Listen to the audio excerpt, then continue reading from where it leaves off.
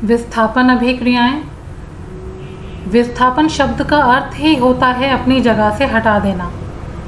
कोई एक तत्व A लेते हैं और उसकी अभिक्रिया दूसरे यौगिक के साथ होती है। यदि BC एक यौगिक है तो तत्व A विस्थापन के दौरान क्या करता है, A B को उसके स्थान से हटा देता है और स्वयं C के साथ जुड़ के एक नए यौगिक का निर्माण करता है AC, और B विस्थापित हो जाता है इस अभिक्रिया के दौरान।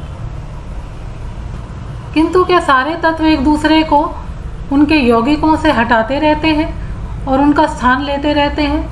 नहीं, ऐसा नहीं होता। इसके लिए हम सक्रियता श्रेणी देखते हैं। सक्रियता श्रेणी में जो सबसे ऊपर तत्व आता है, यहाँ पे पोटेशियम है, वह सबसे अधिक अभिक्रियाशील होता है। सोडियम और पोटेशियम, Na यानी कि सोडियम और K यानी कि पोटेशियम, सोडियम और पोटेशियम दोनों इतने अधिक अभिक्रियाशील तत्व होते हैं कि इनको स्टोर भी केरोसिन ऑयल में रखकर किया जाता है। यदि इनको ऐसे ही खुला छोड़ दिया जाए तो ये ऑक्सीजन के साथ बहुत तीव्र गति से अभिक्रिया करते हैं।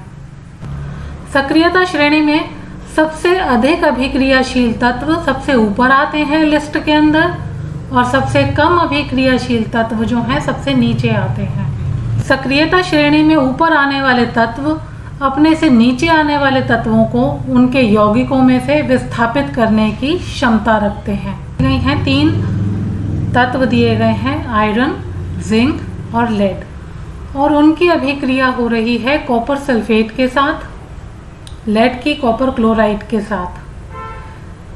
ये तीनों तत्व आयरन, जिंक और लेड सक्रियता श्रेणी में कॉपर से ऊपर आते हैं। यहाँ पर ये तीनों ही विस्थापन अभिक्रियाएं हैं।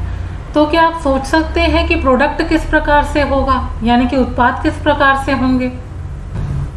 आइए देखते हैं। आयरन, लोहा, कॉपर सल्फेट में से कॉपर को हटा के खुद उसका स्थान ग्रहण कर लेता है और आयरन सल्फेट बन जाता है।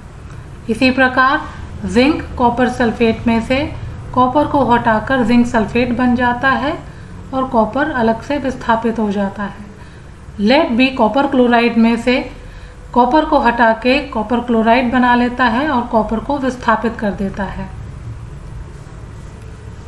आयरन और कॉपर सल्फेट की अभिक्रिया को आइए थोड़ा सा विस्तार पूर्वक जानते हैं। यहाँ बीकर में आपको कॉपर सल्फेट का विलयन दिख रहा है, ये नीले रंग का होता है। इसके अंदर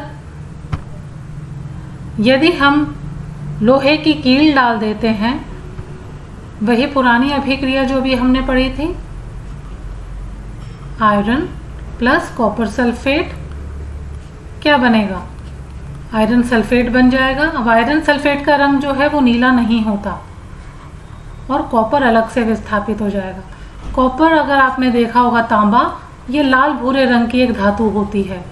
इस प्रकार से लोहे की कील के ऊपर कॉपर की परतें जमती चली जाएंगी।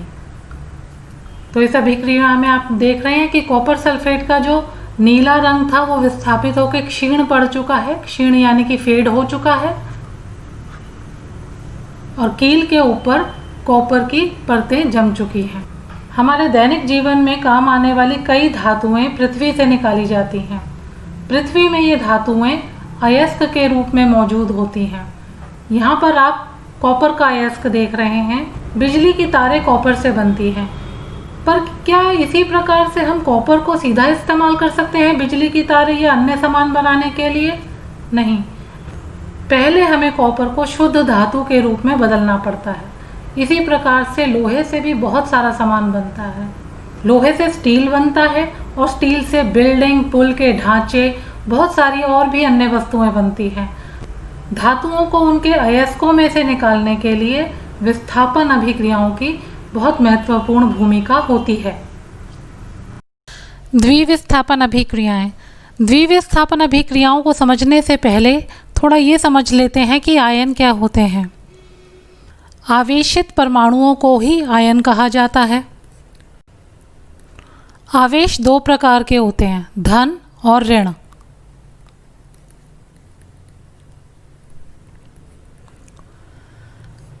धन आवेशित परमाणुओं को धनायन कहा जाता है और ऋण आवेशित परमाणुओं को ऋणायन कहते हैं।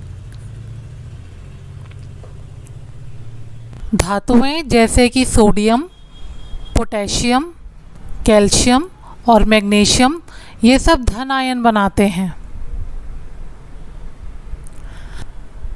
इसी प्रकार से क्लोरीन, आयोडीन जो अधातु हैं ये ऋणायन बनाती हैं। धनायन और ऋणायन में परस्पर आकर्षण के कारण आयोनिक आबंध द्वारा आयोनिक यौगिकों का निर्माण होता है। कुछ परमाणुओं के समूह भी ऐसे होते हैं जिनके ऊपर नेट आवेश होता है, इन्हें बहुपरमाणुक आयन कहा जाता है। जैसे कि आप पिक्चर में देख रहे हैं, यह एक सल्फेट का आयन है। यह बहुपरमाणुक है जिसमें 4 ऑक्सीजन के परमाणु हैं और 1 सल्फर का है। इस पर भी नेट आवेश है 2 माइनस का। द्विविस्थापन अभिक्रियाओं के दौरान यौगिकों में आयनों का एक्सचेंज होता है। यहाँ हम देखते हैं ए भी एक यौगिक है जो कि धनायन और ऋणायन से मिलकर बना है। इसी प्रकार से सी डी एक यौगिक है जो कि धनायन और ऋणायन से मिलकर बना है। द्विविस्थापन अभिक्रिया के दौरान 2 बार, द्वि का मतलब 2 और विस्थापन का मतलब अपनी जगह से हिलना, यहाँ पर 2 आयन अपने स्थानों की अदला बदली करेंगे जैसा कि हम पिक्चर में देख रहे हैं, और विस्थापन के पश्चात नए यौगिकों का निर्माण करते हैं जिसमें धनायन और ऋणायन का फिर से पुनः अरेंजमेंट होता है। सोडियम सल्फेट जब अभिक्रिया करता है बेरियम क्लोराइड के साथ, सोडियम सल्फेट में सोडियम धनायन है और सल्फेट ऋणायन है। इसी प्रकार से बेरियम क्लोराइड में बेरियम धनायन है और क्लोरीन जो है वो यहाँ पर ऋणायन है। जैसा कि हमें पता है द्विविस्थापन अभिक्रिया में अपने स्थानों की अदला बदली करेंगे आयन, तो नए प्रोडक्ट्स क्या बनेंगे, नए उत्पाद क्या बनेंगे, देखते हैं। नया उत्पाद बेरियम सल्फेट और सोडियम क्लोराइड। इसी प्रकार से दूसरी अभिक्रिया में ये लेड नाइट्रेट है और पोटेशियम आयोडाइड, धनायन नाइट्रेट ऋणायन, पोटेशियम धनायन आयोडीन ऋणायन बनाता है।